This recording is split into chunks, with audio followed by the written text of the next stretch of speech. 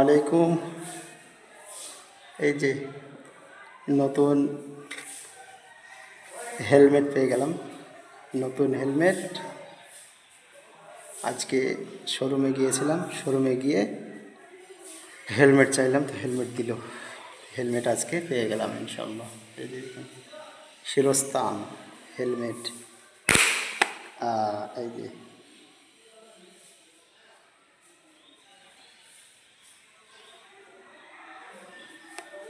কত সুন্দর, মনোরম, নতুন নতুন একদম গাড়ির সঙ্গে ম্যাচিং করে হেলমেটটা কিন্তু নিলাম। লাল রঙের নিতে বলছিল, লাল রঙের নিইনি।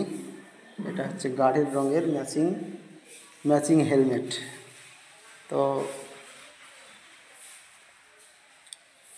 রাস্তা চলাচল করার সময় অনেক দরকারি একটি জিনিস, দরকারি একটি ম্যাটেরিয়ালস। তো আজকে নতুন গাড়ির সঙ্গে নতুন হেলমেট পেয়ে গেলাম। অনেক দিন পরে পেলাম, 3 মাস পরে। 3 মাস পরে হেলমেট পেলাম।